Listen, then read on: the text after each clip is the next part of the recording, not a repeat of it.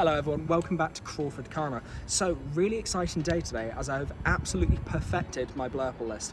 I think this is the most happy I've been with Blurple in a good couple of sets. It's running so efficiently and it was so strong. The matches I had today were absolutely nuts. The deck went wild. And a secret spice that I've added in here you're going to really like. So make sure to tune in to the end of the video. Now, just a quick bit of housekeeping. I just wanted to say thank you so much to everyone. I said in my last video that I was really hoping to make it past 100 subscribers soon. We've already done that. I think we're on 103 or 104, which is really great for the channel, and I'm so happy. I'd like to ask everyone to keep continuing the support. I'm looking to grow as much as possible. I'm not saying I can be the next Lorcana villain, but maybe I could. But yeah, it's going great so far, so thank you so much. So, as I said, third place today, which is still a great achievement, but I could have potentially done a little bit better. I will say I got a tiny bit unlucky in the semi-finals. My opponent played very well. He beat me 2-1. He was running Amber Steel aggro. Don't panic. I know I always say that my Blurple destroys Amber Steel aggro. It normally does, but he had a little bit of secret spice in there, which just made it very difficult for Blurple decks.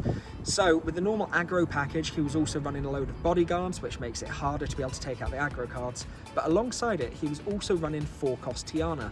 Tiana's a little bit of a weird card because when she's exerted, you have to pay 3 or your characters lose a load of their strength while they're challenging. So as you can imagine, trying to take out bodyguards with no strength on my characters was really difficult. Because they're playing aggro, I can't commit as much to ramp as I would have liked to.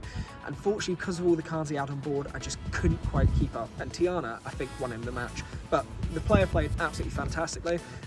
Really nice guy, great to meet him. So a massive well done to him, and I hope he does well in the finals. But on to the rest of the tournament. I started off the day with a 2-0 match against Ruby Sapphire, the DKP list. I absolutely stormed this, the deck was on fire. He got down quite a few manas, but one of my spice cards was able to take it out straight away. I followed that up by a Purple Steel match. I will say, Purple Steel is normally in my favour as the Blurple player, mainly because we can get our genies out before they can do anything. Even though I didn't get my card draw in the second game against a Purple Steel player, it was still a comfortable game and I was able to push my way through. We do need to be careful about the Giant Cobra package. The Purple Steel players can get so much lore very quickly, all in the space of a turn or two. So even if they're back down at maybe 10 lore, they can rocket through us by utilising Cobra and Bounce. So we do need to make sure we keep board control. But I was able to do as much. I kept going through the game. I eventually had enough tempo that I could quest out at the end. Very happy with the performance. The next game was probably my most exciting game of the day. I played against one of the subscribers to the channel, so if you are watching this video, shout out to you, you played amazingly, and I loved the spice on your deck. It was so fun to play against. In his deck, he was running a copy of Pixie Dust. I know, I've never seen Pixie Dust in a Blurple deck either, or in fact, in any other deck that's not a Purple Steel Fairies deck. Now, Pixie Dust, when you exert the item, 4 cost to play, you can pay 2 to then give your character evasive and challenger 2. So against any of the evasive decks, it was an absolute killer. And for my big cards like Yargo, it was so easy for him to be able to take out. He was ripping through my board, getting himself back in the game, and he played so well. I did 2-0 the match, only because I was able to keep better card draw, I stabilised the board better.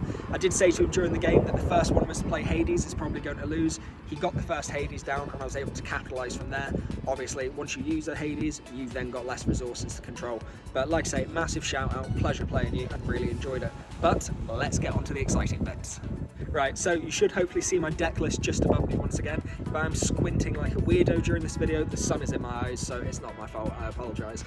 So a lot of the deck kind of similar to what we've seen before, but I do want to talk about the couple of cards that I've added in today, which I just love for the deck.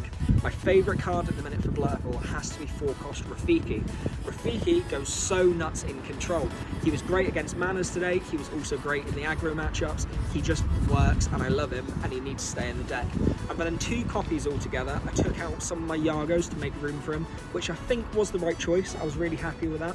Now, Rafiki, when you play him, he has Rush, but he also gets Challenger +4. So when he's coming down, he's a 5-strength character. I can use this as a bit of a bomb to take out other characters. And like I say, in the aggro match, when I need some presence, he just rips something out the way. The other really good thing is, not only that, he can sing Friends on the following terms, but he's also a 2-quester, so he's keeping me in the game. Also, I found a lot today that my opponents were just kind of targeted to get rid of him. I don't know if they read that he still only has the Challenger when he's played, but they wanted him off the board straight away, and I was fine for them to focus on him so I could protect my other characters. Great addition into the deck. The other card that I've put into the deck is Peter Pan's Shadow, which is a 4-cost. You would have seen a lot of Ruby Amethyst decks are playing Pan Shadowfinder, free cost evasive card. When you play him, your other evasive characters get rush. This one does the opposite. So my rush characters gain evasive, and hopefully, as you can see by my deck list, I have a lot of rush characters in here which are getting the benefit. Not only do we have our Madam Mim Foxes, not only do we have our new Rafiki, but we've got big Monstro. Monstro is crazy. I said it in my last couple of videos, I really like the card for Blurple. It's so great being able to rush it in, take out cards, ready him up again by discarding the card, which we don't need to worry about because we have so much card draw for the deck, and then taking out more cards again while constantly readying him. We can utilise Popsicles and bring the Popsicles back with Tamatoa to keep our Monstro completely healed, so he can stay on the board for a long time unless they're hitting something like a Dragonfire or committing Zeus and something else into it, which honestly I'm happy with the trade on. Now Monstro goes so well because all of my rush characters are now getting evasive because of Pan. I only used it as a one-of, which I think I'm happy with. I'm using it as a bit of a tech by taking down one Monstro, and then if I have it, I have it. If I don't, I've still got another structured game plan. But the combination of these cards today just worked so well.